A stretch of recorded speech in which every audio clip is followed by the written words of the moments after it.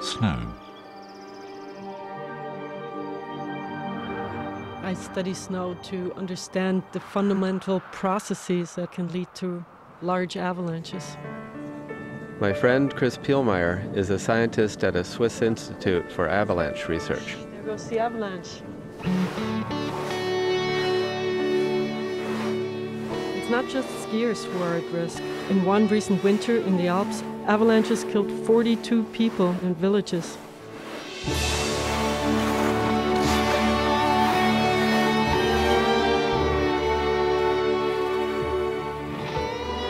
By redirecting the wind flow, these small and innovative structures keep snowdrifts from accumulating. You can't stop the full force of a big avalanche once it gets sliding.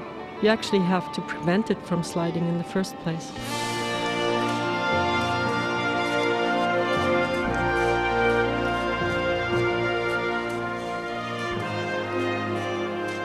The snowpack consists of many layers held in place by millions of tiny little bonds between the snow crystals. By probing the density of each layer, Chris can test the stability of the snowpack. The crystals constantly change, so one layer that was stable could become very weak, and a weak layer could become strong in time. That weak joint can later fail and produce an avalanche. We trigger avalanches to get information. In the slide path, we have geophones. We measure the pressure, the speed. You only know how powerful it is when you have once measured it.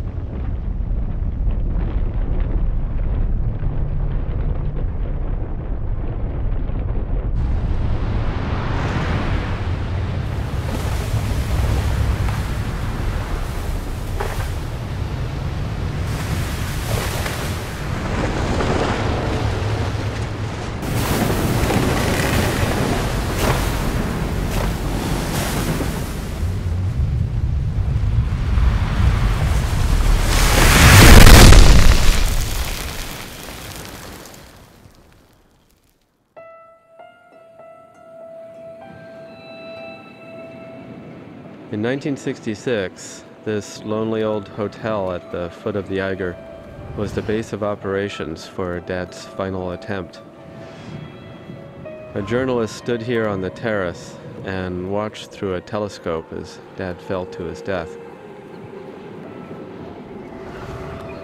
Now, this hotel will be our home for a week or a month, whatever it takes.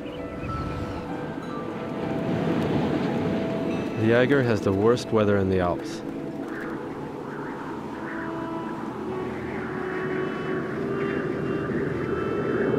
The north face of the Eiger plummets non-stop for over a mile, the tallest and the most treacherous wall of rock in Europe.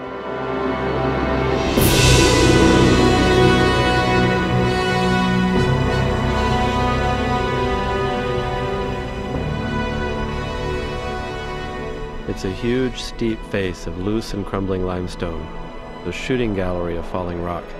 Even a pebble can kill you. When it snows, avalanches can knock you off the wall. But still, we plan to climb when it's cold, because there's less rockfall. The ice and snow lock the loose rock into place.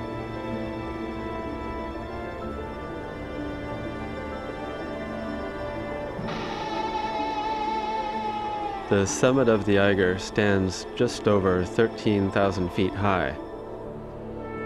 Dad was the first American ever to climb the north face of the Eiger. 4 years later, he set out to climb the Eiger again, this time by a radical new route, straight up the face.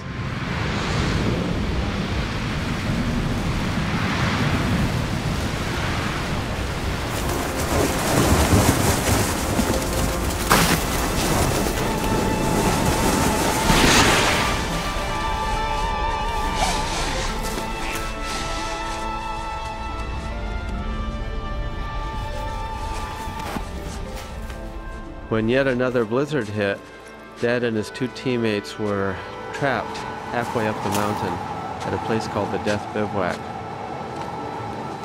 Their ropes were suffering from wear and tear.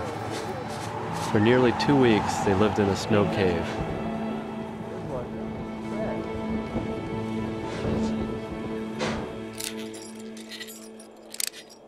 When they got a lull in the storm, they decided to make a final push for the summit.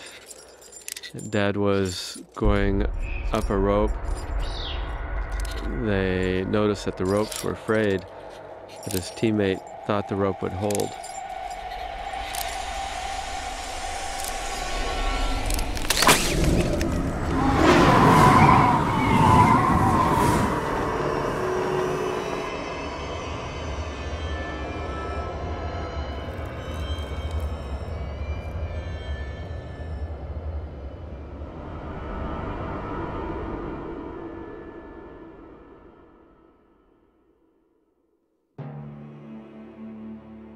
Dad's teammates completed the climb.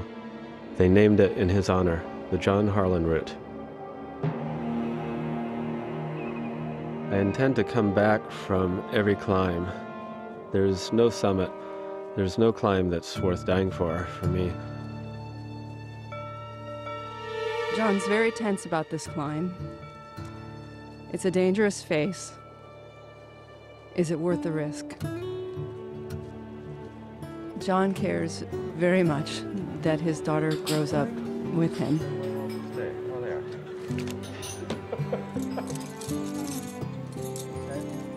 The key to climbing safely is being methodical.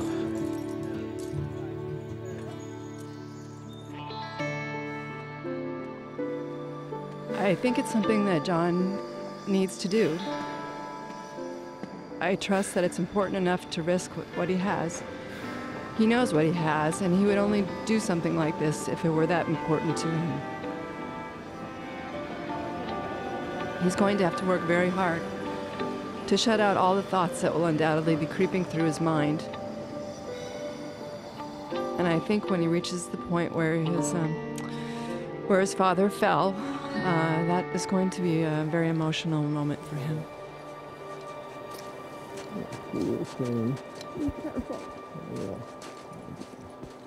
Everything will be fine. We waited for perfect conditions.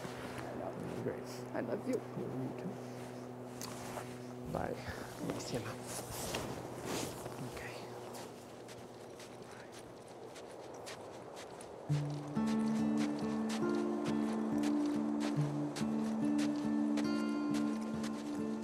Starting the climb was almost like entering a trance. I was entering this world of a dream that I'd had for so many years, and now I was finally living it.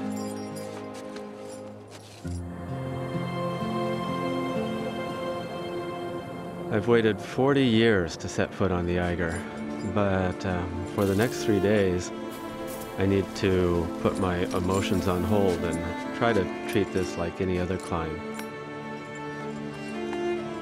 Robert was the first person to tell me that the Eiger was his favorite mountain, a place that was a part of his heart and soul. And the only other person I knew who felt that way was my father.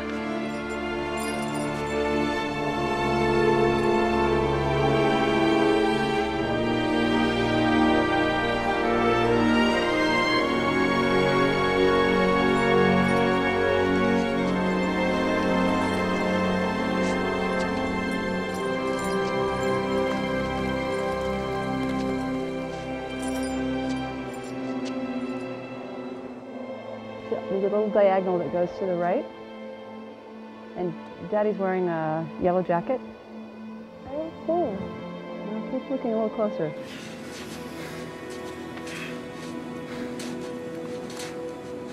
The Eiger is the tallest face in the Alps, and it's over a mile high, and when you start up it, you see it's a mile high.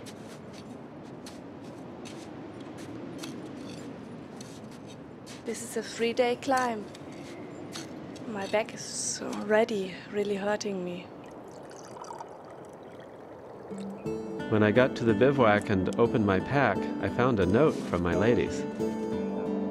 Dearest John, embrace this experience. Think one step at a time and remember that we are with